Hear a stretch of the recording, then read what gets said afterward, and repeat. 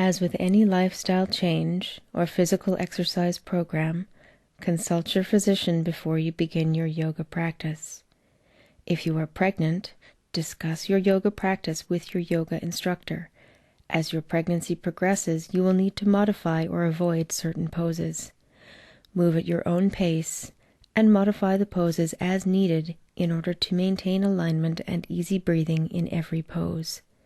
If you feel any discomfort, dizziness, or pain during your practice, either modify the pose so that you are comfortable or take a few moments to rest. It is very important that you listen to your body and practice yoga in the manner that is the safest and most comfortable for you. Namaste.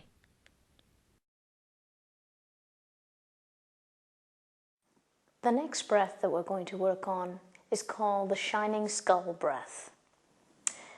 With this breath, there's actually a controlled exhalation that occurs, and there's a movement you need to learn for that. Think about it as if you need to cough and you're in a room full of people and you don't actually want to cause a loud noise. What happens in that case when you cough while holding it in is the muscles of the abdomen, the diaphragm, punch upwards, pushing the air from you. I'd like you to try that for a second. Feel the movement of the abdomen and the diaphragm plunging inwards to push the air out of you. Okay? So with that, what we're going to do is, first of all, place yourself into a proper seated position. Plant your sitting bones, those two bony points in the bum. Lengthen the spine. Bring the back of the neck up, the crown of the head to the ceiling. Widen your shoulders and bring them down your back. You're going to inhale completely into the lowest portion of the lungs. Inhale, feel the abdomen expand, feel the ribs expand, feel the chest expand. And at that point in time, you're going to begin to exhale only with small expulsions. Now, I'm going to interrupt you for a second, because what I need you to understand is that the only thing that you're doing is controlling a short exhalation, which means that after you've plunged inward, you relax. And as the body relaxes, it will automatically draw air back into you. You're not actively inhaling, you're just relaxing, and the air will come back in. So you're not emptying the body as you're doing this plunging motion. Now, I'm doing this fairly quickly. You don't have to go at that pace. Yours can sound like this.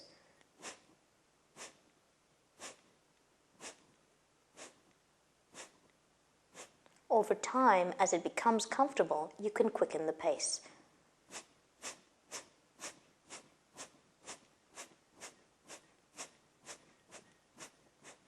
You're going to continue that for 10 to 20 expulsions.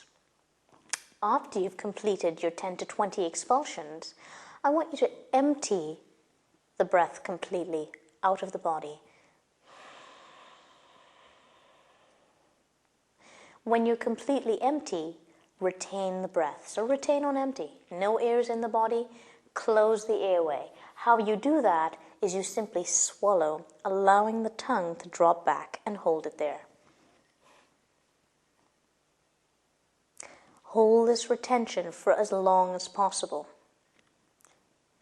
Now, if you have high blood pressure, when the body says it needs to breathe, you can inhale back up to 2/3 of the lung's capacity, which essentially means you're going to inhale into the abdomen and into the rib cage. Once you've reached 2/3, close the airway again by swallowing and dropping the tongue back.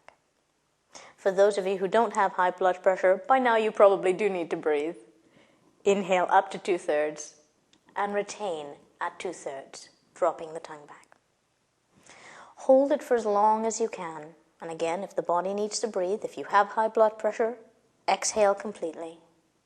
Then return to a full yogic breath or a normal breath for you. If you don't have high blood pressure, see if you can relax the body a little bit more. Continue to hold.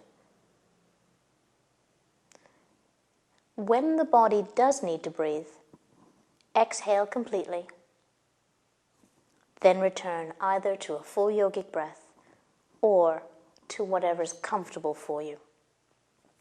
When you first start this breath, you may need to intersplice it with that full yogic breath or with normal breathing, and then try it again. Inhale completely, expel for 10 to 20, exhale completely, and a hold on empty. Inhale back to 2/3, hold at 2/3. Exhale and return back into a full yogic breath or a normal breath. As you continue to practice this, you'll be able to move from one of those straight into another one of those. Take your time, work at your pace. There is another position in which you can practice the shining skull breath. It's in a standing position.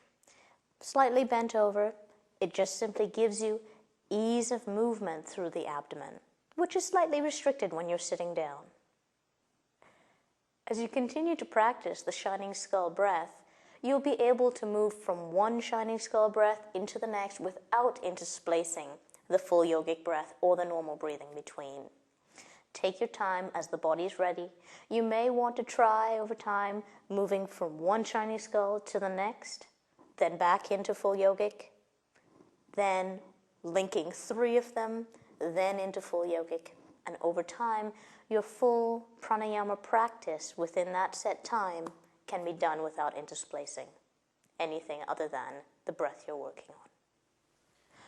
There is one other piece that you can do while you're practicing the shining skull breath, and that is, as you're retaining the breath, you can choose to focus your attention on the 3rd eye or the 6th chakra. Basically, it's that point directly between the brow, about an inch above, the point that my bindi is now sitting at. You can focus your concentration with the eyes closed. The reason that this is called the shining skull breath is that very often as you continue to practice this, that point begins to emit light inwardly. Hence, shining skull breath.